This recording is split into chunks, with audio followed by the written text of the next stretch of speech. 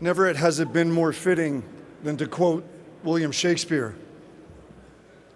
Oh, for a muse of fire to attend the highest heaven of invention, a kingdom for a stage, princes to act, and monarchs to behold the swelling scene. The opening prologue of William Shakespeare's Henry V, long before anybody else thought about going into space, Shakespeare was writing about it. What was he writing about with that muse of fire to ascend the brightest heaven of invention? Well, we had three gentlemen on stage talking about ascending that heaven of invention with that muse of fire, that thing that would light the sky. Lest we forget, I would like to respectfully remind everybody that today is May 5th. It is Red Dress Day. It is the day where we remember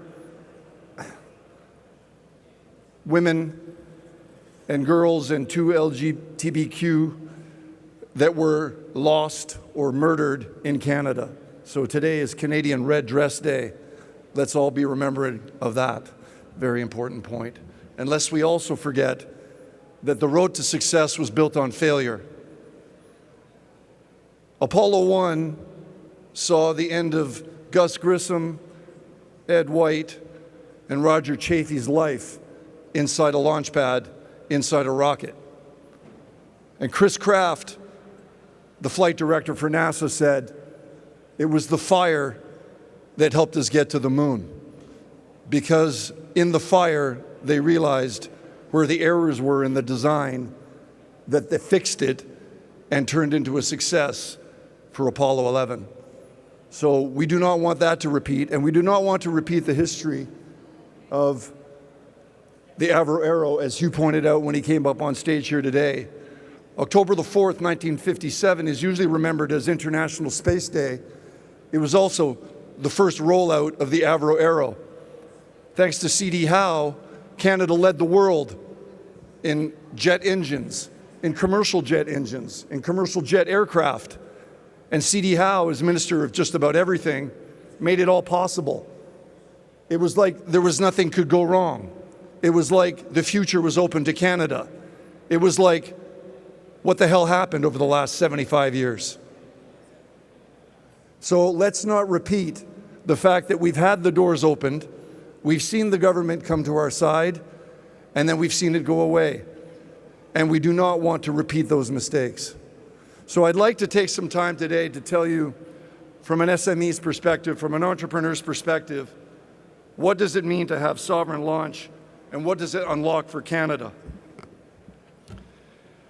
First, I want to thank Nordspace for the courage of putting on such an event, starting last year and again this year.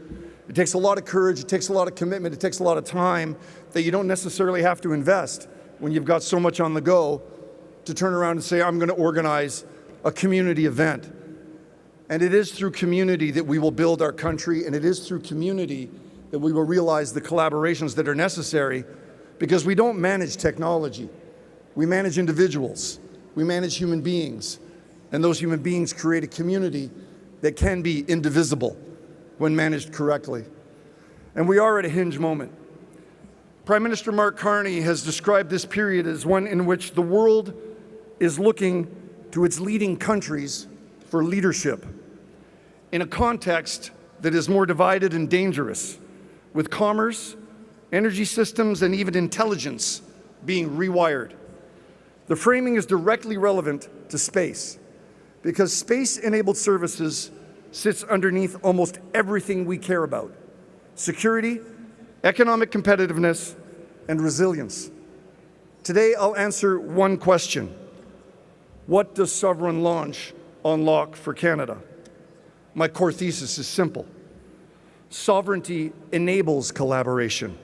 It doesn't replace it. Sovereign launch gives Canada the freedom to contribute more reliably to allies and partners, while building the domestic industrial base that underpins national security and long-term prosperity. This is precisely the logic behind Canada's defence industrial strategy: security, sovereignty, and prosperity. The strategy makes an explicit connection between operational readiness and sovereign industrial capability, backed by a build, partner, buy framework and a new defense investment agency to accelerate procurement and align with domestic capacity. For space, that logic is decisive. If we cannot access, sustain, and evolve key capabilities independently, especially those that are software-defined and data-centric, then we do not have the freedom to operate. With that context, here are 5 concrete things that sovereign launch unlocks. First, sovereign launch moves Canada from reliance to resilience. Said differently, from dependence to control. Control over launch is control over delivery. It improves certainty in scheduling, sequencing, and mission assurance. That, in turn, supports predictable revenue, credible customer commitments, and risk management, including, and maybe most importantly, insurance.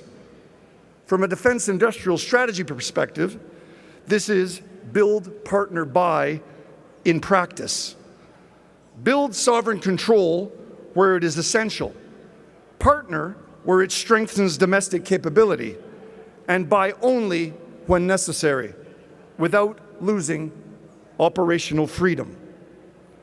Sovereign launch converts geopolitical risk into managed operational risk. Second, sovereign launch enables predictable scaling for Canadian constellations.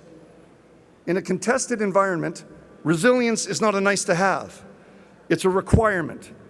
The hidden benefit of domestic launch capacity is that it supports phased deployment and replenishment, especially if Canadian space assets are degraded, disrupted, or attacked. For DND, the point is readiness. Replenishment pathways are part of deterrence and continuity of operations. For investors and commercial customers, resilience is increasingly a procurement requirement and a differentiator. Sovereign launch lowers operational risk for critical services and makes resilience a sellable feature.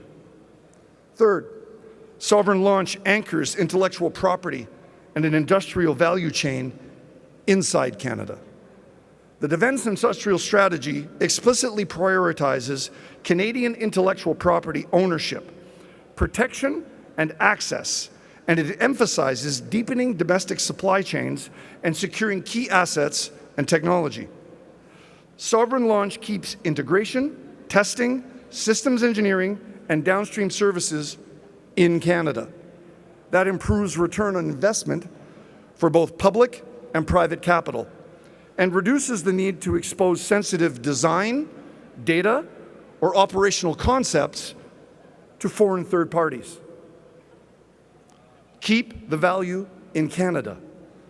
Intellectual property, talent, and the high-margin services that follow deployment. Fourth, allies value partners with end-to-end capability. Carney's Davos remarks argued that the rules-based order is under strain and that countries like Canada must build strength at home while working with like-minded partners.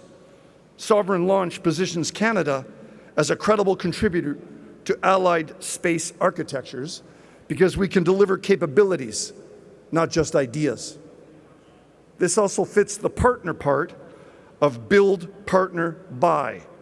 Partnering with trusted allies is stronger when Canada brings real capacity, launch access, mission execution, and sustainment, rather than solely requirements or niche components.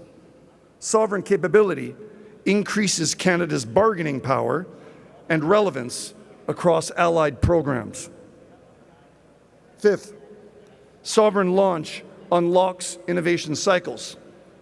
Dr. Gallagher pointed out earlier, innovation follows access.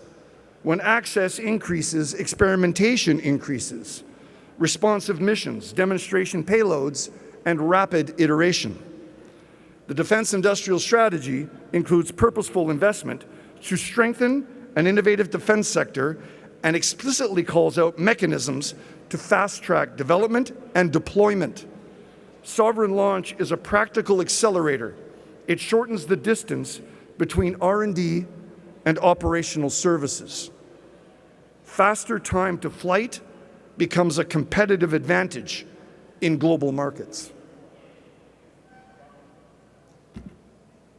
In closing, a leadership point to take away. Carney's remarks at the G7 emphasize that the world is looking to leading nations for leadership at a turning point. Canada can lead among the G7 by turning strategy into capability, by building at home, partnering with allies from a position of strength, and ensuring we can sustain and evolve what we deploy. Sovereign launch is not just a technical milestone. It is an industrial, economic, and defense enabler. And as for the three gentlemen who took the stage earlier, who were compared with three folks who I've already forgotten their names, and I've met all three of them personally, don't try to be anybody else but yourself. In the words of the genie in the original Aladdin, be yourself. So be proud to be Canadian. And remember one thing, I'm wearing red, white, and blue because I bleed red, white, and blue. Les Canadiens sont là.